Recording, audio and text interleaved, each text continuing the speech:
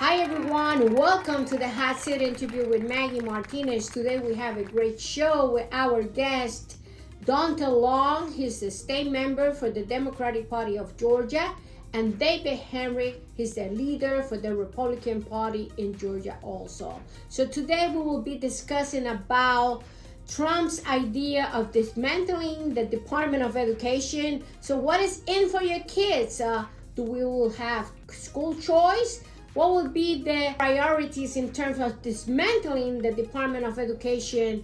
How this is going to affect the programs like IDEA, learners of a second language, Title IX and Title I, how Congress is going to act in terms of how they are going to dismantle the U.S. Department of Education. These and other questions will be answered here in the Hot Seat interview.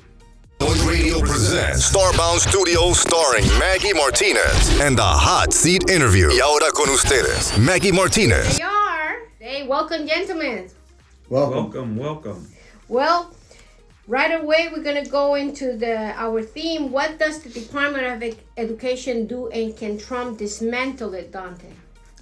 Well, I am here today to talk about this because this topic is very near and dear to my heart. We've heard much dialogue from our president while he was running for office to claim that he wanted to get rid of the Department of Education because of its inefficiency of sorts. And not only did he make that claim and that assertion during his campaign, but now that he has become our president, he continues to say to us that many departments inside of our government, including the Department of Education, is one of the entities that touts and boasts wasteful spending, and he's going to put an end to it.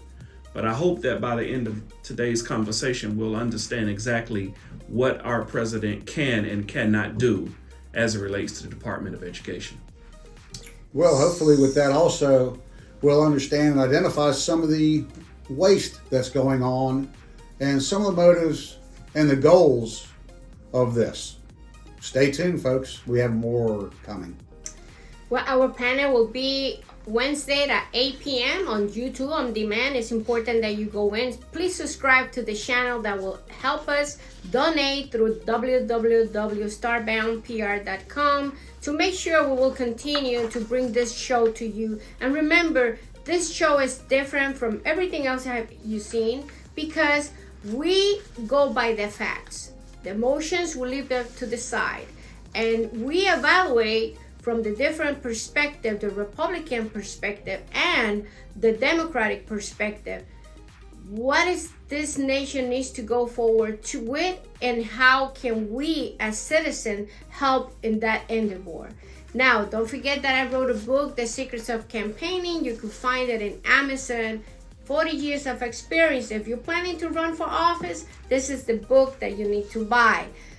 Certainly, we have to subscribe, hit the button, and make sure that you see the show. If you click the little bell, it's going to tell you, hey, the hot seat is on. Let me go in and see it, okay? So the next question is, what is the budget and how many people work there, David? And what exactly Trump wants to do with that? Well, right now, depending on which one you look at, you're looking at a budget of $238 billion to $241, depending on whose statistics you look at. Right now, approximately 4,400 employees. Now, looking at this over the past few years, and let's start with 2018, for example. We had 3,600 employees. Now we're up to 4,400. We've still got 50 states. What are the extra employees doing? What are we doing funding all that? The average salary, $112,000 a year, which means this sounds like it's a pretty nice place to work at. A nice six-figure salary is what's going on. So we need to look at this, see what these people are doing, why the employees have budgeted and ballooned upwards And what are we getting? Are we getting any bang for our buck? Well, can Trump shut down the department, Dante? Well, unlike what he has said that he has the power to do, unfortunately, the president cannot single-handedly shut down the Department of Education. What he will need is congressional and Senate support. And so, without that, the president will not be able to deliver on his promise. David, why do you think President Trump let me wants get to back on that for a abolish second. that? I don't think yes, legally he cannot by himself shut it down. But if Linda McMahon gets appointed in her role, I believe what he will do is shrink the department.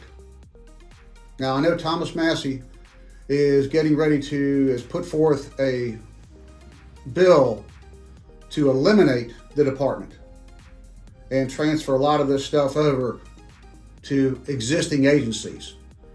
So we're going to have to sit back and see what's going to develop. Will he, like I said, as Dante said, yes, he cannot by himself go, you're gone.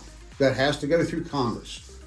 So right now, I believe until Linda gets in there, let's see what happens. Why do you think Republicans want to dismantle the department, David? Because it doesn't make any sense. Well, if we really go back, and since it's a fairly new department, remember, Jimmy Carter signed this in. Ronald Reagan, back in the day, spoke of getting rid of it, said it was an overreach of government. And we're looking at trying to decentralize the education and turn this back over to local government. Remember, most of the funding comes from the schools, from local government. The Department of Education's biggest, really, responsibility is a federal student loan program. So, of course, that goes along with, Title I and our special ed department, which my son had Down syndrome, so I can tell you, yes, that is something that needs to be protected. You know, there's a lot of parents in the same situation, and what's really unique, all three of us have experience. My wife is a teacher, and Dante and Megan, we all have pretty much experience with our local education system. Well, does school choice really works, Dante? My own experience as a teacher is that doesn't work because if you are thinking about making money with education, that's not going to work. But what is your take about this? I think that's an open-ended question, Maggie. School choice has its pros and its cons. Now, I'll leave that up to you who are viewing this to make your own decision, but I will tell you that school choice has historically only benefited those with the money and allowed their money to make the choice. And for those who have not had money, you have had to fall into the hands of a lottery system, which in many cases has not profited many students. Now, with that being said, the Department of Education has been that entity that helps with making sure that all students are able to be given an education no matter what their economic position is. And one of the great things about the Department of Education is that it has been able to help reduce the achievement gap. Now, with school choice, a lot of times we have not seen that gap shrink. But from an overall perspective, I don't think school choice has been most beneficial to all people. Yeah, I agree. I believe that the school choice, the basis of its concept, because when we go back and look at the Department of Education, and we can go back to what started as the No Child Left Behind, okay? Yeah. It had great promise. However, unfortunately, the way it was written, it was almost destined for failure. It got revamped as the ESSA. Barack Obama re-signed this in 2015. Now, the premise, once again, is great. But I know, as my wife being a teacher, a special ed teacher, some parents do not like to have their kids held back so their education can be brought up to par. And I say this as we just released here in Georgia that found out that our 8th grade math students can't do 8th grade math. They can't do 8th grade reading. So along with that, with our 4th. Now, what I have seen, and I welcome y'all to chip in with this, please, because I can only, since we all have an educational background and with our families, what has not happened is that the administrators are held accountable for failing schools. What I've seen, they have lateral transferred these principals around, moved staff around, instead of either re-educating, holding them to task, or termination. I believe we need to start running the government and any government entity as a business, where if you do not perform, and if you are not preparing the children of today to be the adults of tomorrow, you should be gone. Well, in England, education is free, especially in college. And here in the United States, we have Pell Grants and we have FAFSA. FAFSA is just the application to see if we could get some help from government.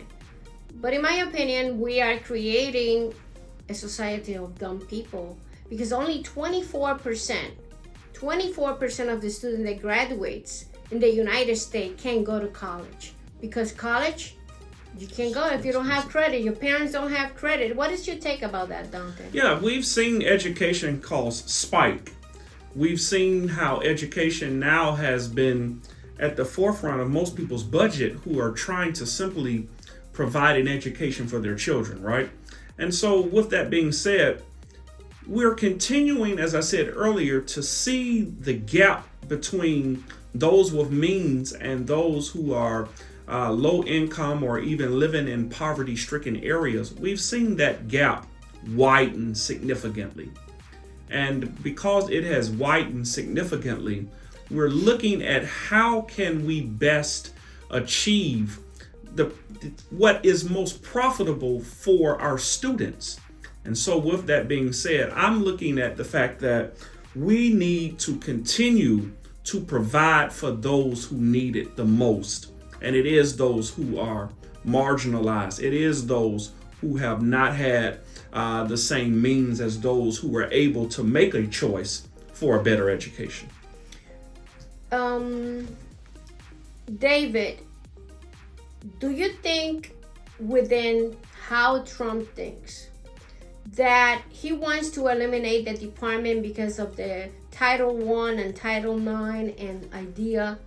Because those are just programs for the disadvantaged student and for learners of a second language, which we call ESL. What is your take about that? Why he wants to do this? Do you think in his mind he doesn't want to help the poor students?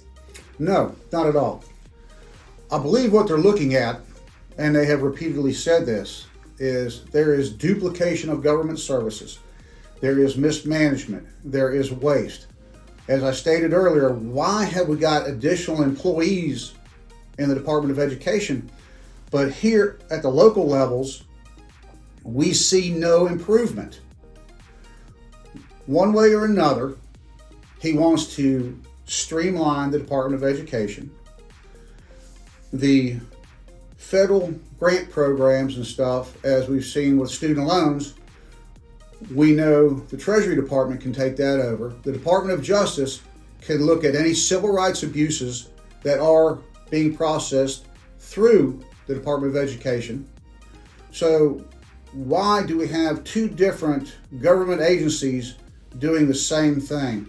I believe if we streamline it, we reduce the overall waste, then hopefully taking percentages of the money saved can be put into those programs. I don't necessarily like the whole idea of asking people in other agencies to do the job and to do multiple jobs.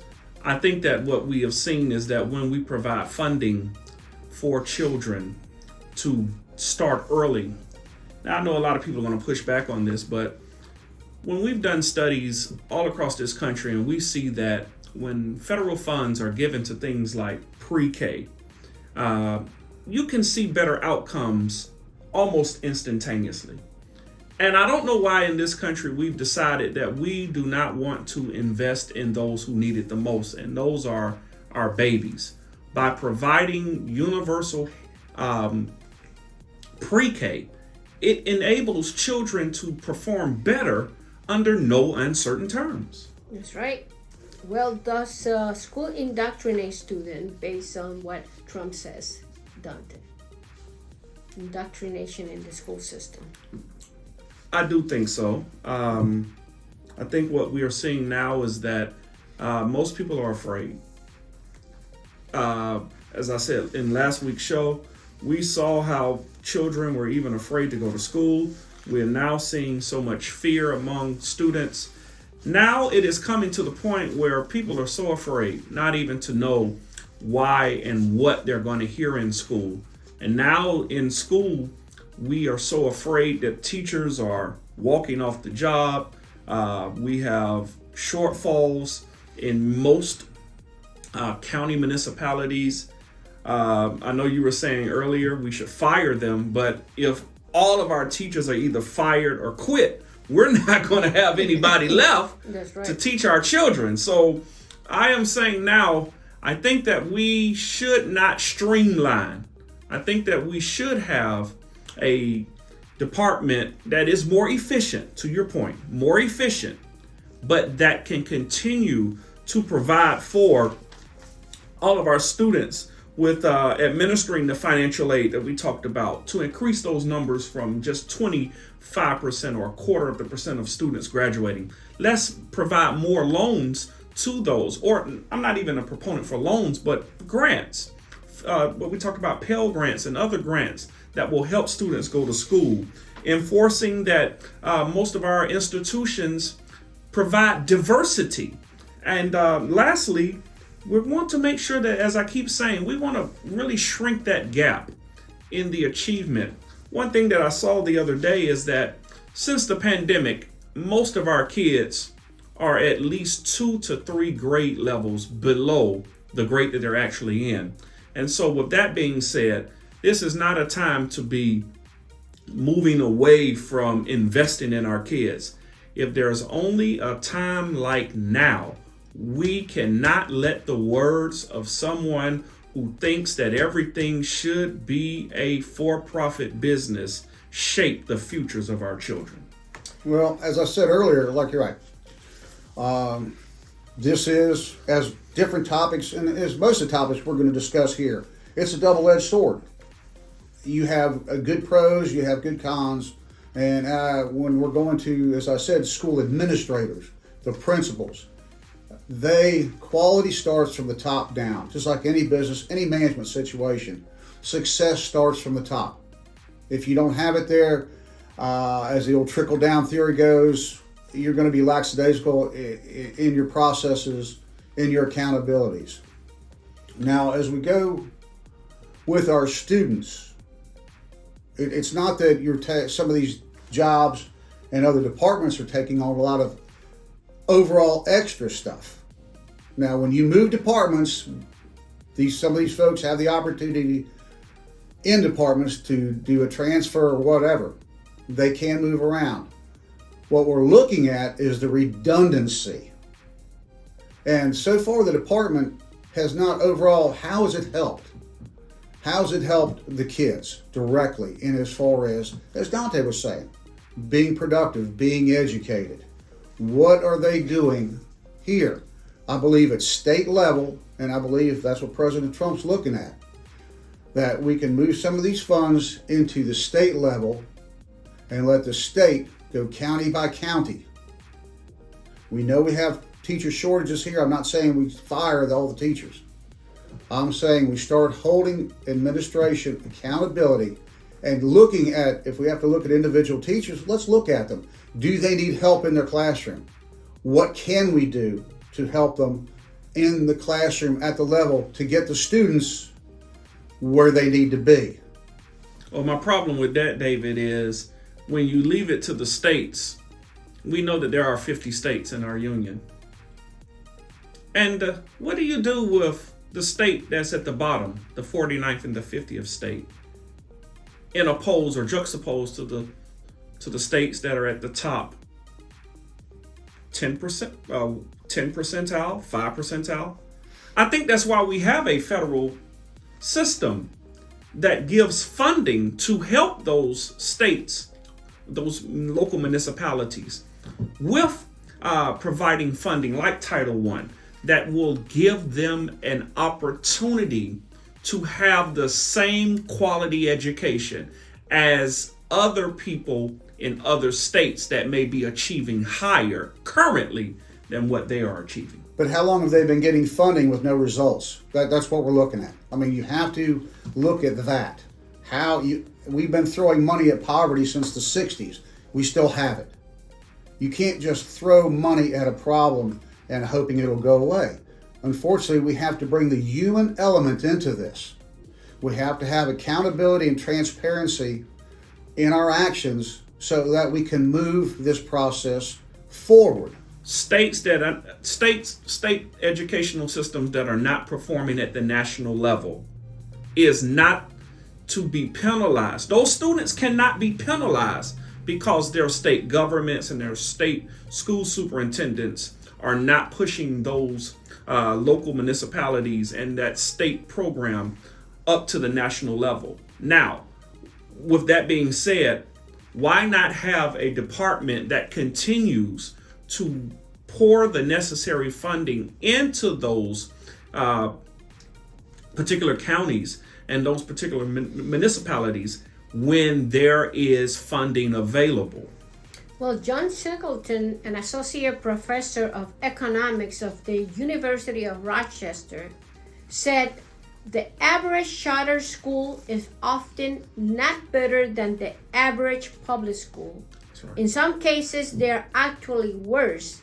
And I have my own experience as an educator in private school. Says Singleton, who bases this assessment on data estimated. He is generated from the Florida and the North Carolina, two states with large numbers of charter schools. This is not a guarantee, David, that charter school or school choice, which is what President Trump wants to do, is a better choice. What is your take about that? Well, like I've said, it doesn't matter if it's a private school, if it's a charter school, if it's a public school. If there is no success rate, if you are not educating the children properly, then you're not doing your job no matter who or what the institution is. We have to look at results. You can have bad charter schools. You can have some areas that don't even have, and I know here in Clayton County, we have very, very limited charter school choices for the children if the parents want to take them or move them around. So some areas, some states, some municipalities really don't have that option. All they have is a good old-fashioned, the way I was brought up, local public schools, and that's it. Now, saying this, I can say that my generation, we developed the internet, cell phones, computers. We developed this. And we did it, a lot of us, with public schools. However, here's one thing we do need to look at, is let's look at the morals and family values we had back then versus where we're at now. Let's look at the subjects that were taught. And Maggie and I have talked about this. I can tell you, being in high school, taking a course called Marriage and the Family. We had home economics. We had vocational education. I think back then we had probably a more diverse, back in the 60s and 70s, than what we do now. Not everybody is headed for college. And let's face it, I started college. I was hit by a drunk driver, didn't finish. I went back into the workforce. And I went to school and became a successful mechanic. A lot of people can work with their minds and their hands, and I think that's one form of education that we seem to forget. Let us look at our vocations. Let's look at what can happen out there instead of just shoving everybody to a 4-year college where some of them just don't belong. That can only breed contempt. A lot of people now quit college, and they still have those dreaded student loans that they have to pay back. And I know locally here in Georgia, we've lost one of our loan programs due to the failure of loans being paid back. So I think we need to expand our thinking when we start looking at education and looking at what we had years ago as around education instead of trying to be narrow focused on just the book learning. Well, and my only issue to that, what happens when you have a governor who decides that he does not want to disperse the funds to a particular municipality? What will give, or who will hold that governor responsible? That's right. That's the only thing I'm asking. And so now, rather than put ourselves in the position to leave children's education up to one man or one woman, one governor of every state, why not have the entity of the Department of Education that will seek, I'm not saying that they do it, but at least seek to provide a quality education for everybody in this country? David, your conclusion for today? Well, I'll piggyback off that. I think locally in most governments, you see that each state has their own mini Department of Education, if you will. Here again, like all the topics we discuss, there's two good sides, then you have the reality. So what should we do at Department of Education? As I said before, the voters have mandated. We're tired of paying taxes with no results. We're tired of looking here, and as we all have experience in the educational field with through personally, or through me, it's my wife, what is being done to prepare our children of today to be productive adults of tomorrow? And I think that's the ultimate goal we need to focus on. We need to look at how can we do it the best. Let's review what we've done in the past. Is it working? No. Or is it working? Yes. Let's take the good points and move forward. What fails, let's reevaluate it, see where the failures are, where are we dropping the ball, and let's improve and take this and let's move forward. Well, dismantling the U.S. Department of Education will have far-reaching consequences, particularly for federal funding, civil rights protection, and national education standards. While some argue that returning education oversight to states and local government will reduce bureaucracy and increase flexibility, it could also lead to a greater disparity in education policy, quality, and underfunded, marginalized communities. Thank you, gentlemen, for coming. Thank you for coming. And as I always say, this is Maggy Martinez, the Starbound, the Hot Seat Interview. Until next time.